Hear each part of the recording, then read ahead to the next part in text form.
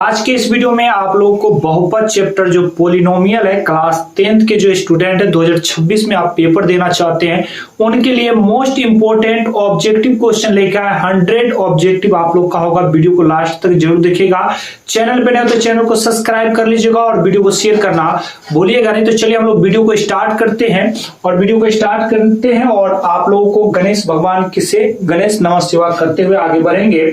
तो आपके पास एक मोटिवेशनल है, दिल टूट जाए कोई बात नहीं, सपना नहीं टूटना चाहिए। इसी के साथ हम अपने क्लासों को स्टार्ट करते हैं। आज के क्लास का पहला क्वेश्चन आपके सामने में कहता है किसी बहुपद में चर का घात क्या होना चाहिए। तो आपको पता होना चाहिए चर का घात हमेशा क्या होना चाहिए, चर का घात हमेशा धनात्मक होना चाहिए। हमेशा क्या होना चाहिए, चर का घात हमेशा धनात्मक होता है। क्या होता है, हमेशा धनात्मक होता है। तो आपके पास आ जाएगा पॉजिटिव। ठीक है, आप याद रखिएगा कभी भी अगर चर का मान निगेटिव आ जाएगा बहुपद नहीं होगा, भिन्न में आ जाएगा तो भी बहुपद नहीं होगा। चलिए भाई अगले क्वेश्चन की ओर चलते हैं।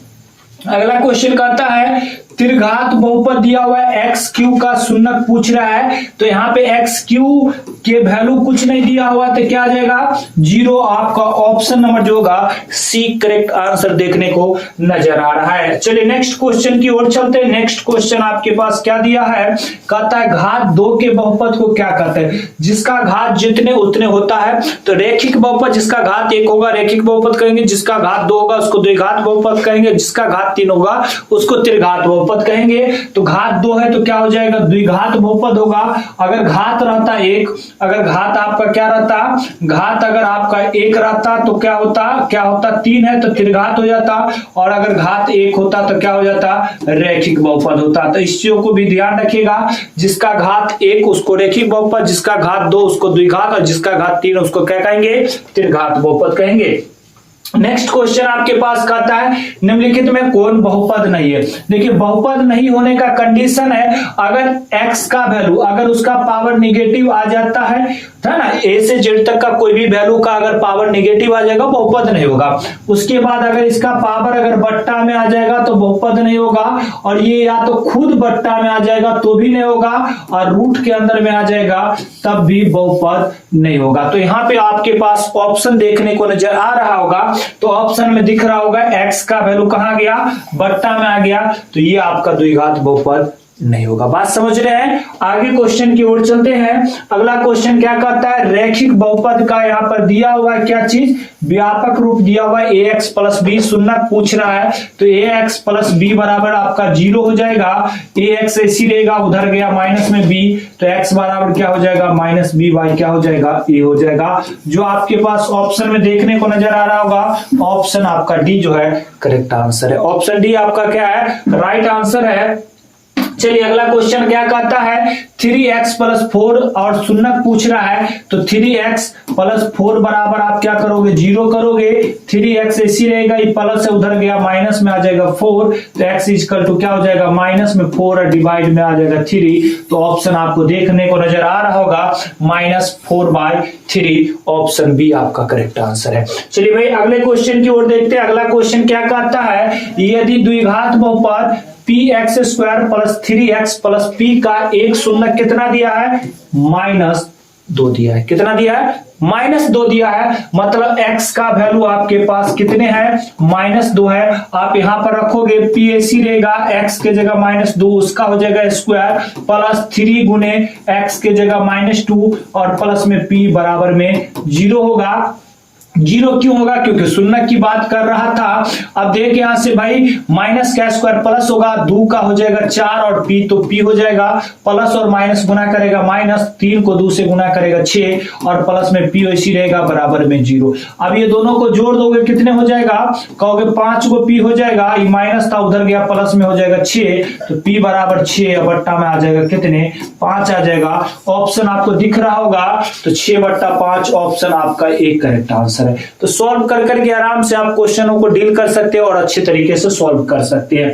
चलिए अगला क्वेश्चन आपके पास का आता है, यदि p of x equal to दिया x square minus 3x minus 4 और p ऑफ x का एक शून्यक है ना, आपको यहाँ पे बताना है। तो फर्स्ट और लास्ट को क्या करना है, मल्टीप्लाई करना है। मल्टीप्लाई करने पर कितने आ गया, 4 आ गया।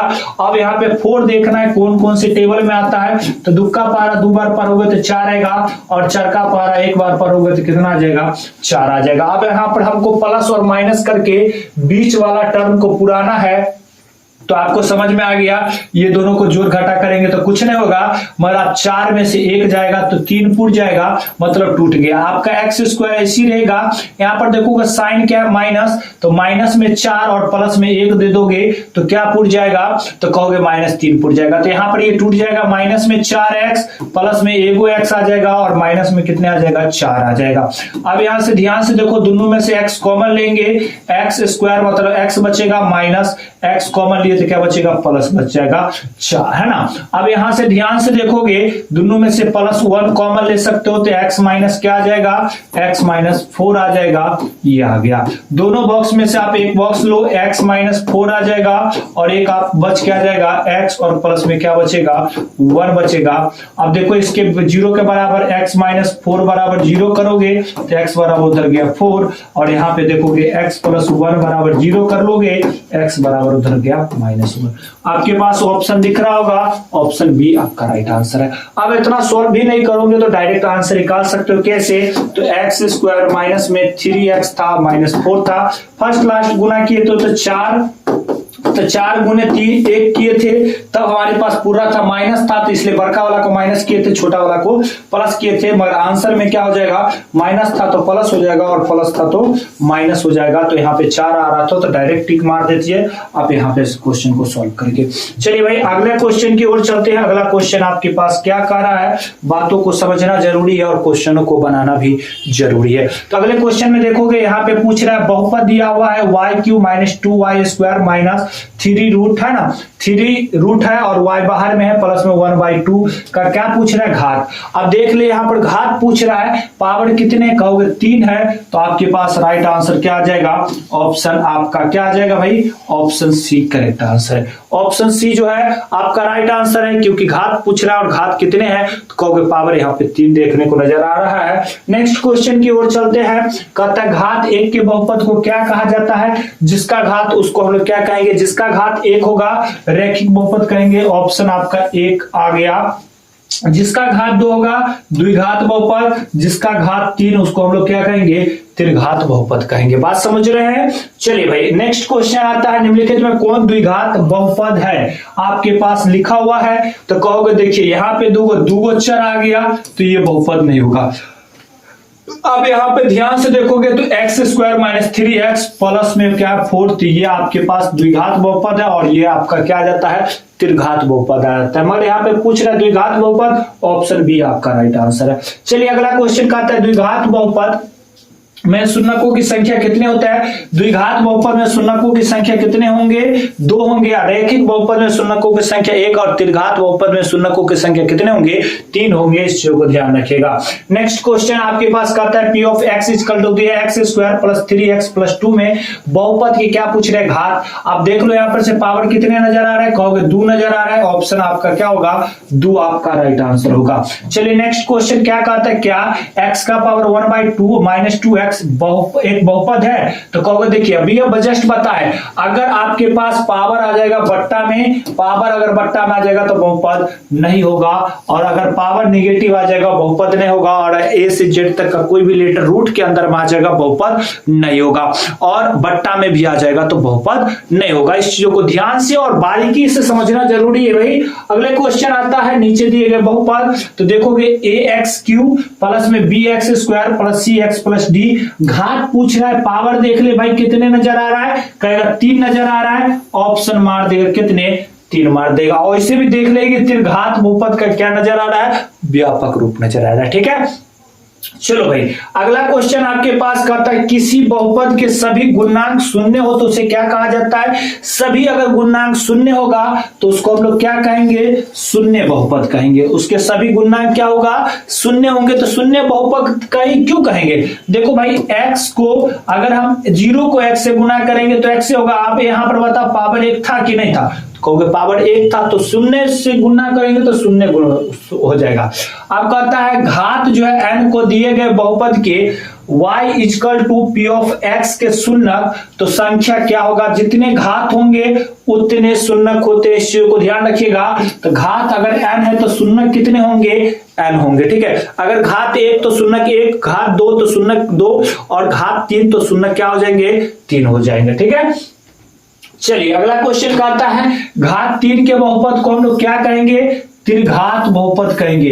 घात 1 के बहुपद को रैखिक और घात 2 के बहुपद को क्या कहेंगे, द्विघात बहुपद कहेंगे। इस चीजों को दिमाग में हमेशा बैठा कर रखिएगा क्योंकि ऑब्जेक्टिव बार बार पूछा जाता है।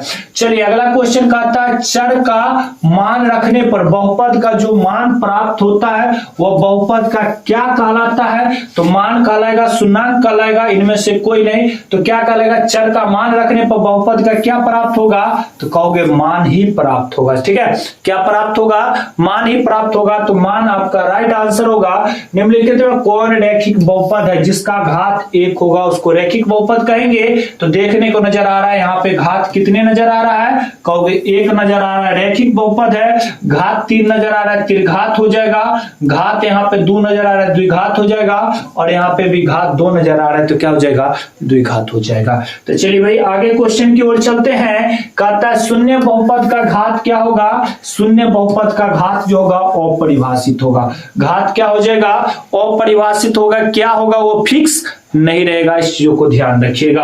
अगले क्वेश्चन की ओर चलते हैं। देखोगे 5x का पावर 4 प्लस में 4x क्यूब प्लस 10 बहुपद के क्या पूछ रहा है, घात। पावर देख ले कितने हैं, कहोगे 4 है पावर। तो आपके पास ऑप्शन बी जो होगा राइट आंसर होगा। ठीक है, चलिए भाई आगे क्वेश्चन। निम्नलिखित में रैखिक बहुपद आपको बताना है जिसका घात 1 होगा, रैखिक बहुपद। ऑप्शन आपके पास ए नजर आ रहा है जो रैखिक बहुपद है, और ये आपका बहुपद नहीं है, और ये आपका द्विघात बहुपद आ जाता है। कौन सा बहुपद, द्विघात। और ये आपका त्रिघात आ जाता है, और ये आपका बहुपद ही नहीं होता है। ठीक है, बहुपद नहीं है, ये चीजों ध्यान रखिएगा। क्यों नहीं है, क्योंकि x का वैल्यू कहां गया, डिवाइड में आ गया। ठीक है, चलिए भाई आगे क्वेश्चन आपके पास कहता है बहुपद के शून्यक क्या होंगे। तो द्विघात बहुपद यहाँ पे होना चाहिए। द्विघात बहुपद के शून्यक की संख्या कितने होंगे, 2 होंगे। राइट आंसर 1 होगा। जिसका घात 1 होगा, जिसके शून्यक 1 होंगे तो रैखिक बहुपद कहलाएगा। जिसका शून्यक 3 होगा त्रिघात बहुपद कहलाएगा। अगला क्वेश्चन कहता है यदि p of x equal to 3x plus है ना 2x प्लस 3, तो k का मान पूछना है। तो देखो यहाँ से 2x प्लस है ना 3 बराबर 0 कर लोगे, 2x ऐसी रहेगा, उधर गया माइनस में 3 है ना, तो x इक्वल टू क्या आ जाएगा, -3 में आ जाएगा 2। ऑप्शन देखने को नजर आ रहा है, ऑप्शन बी आपका करेक्ट आंसर है।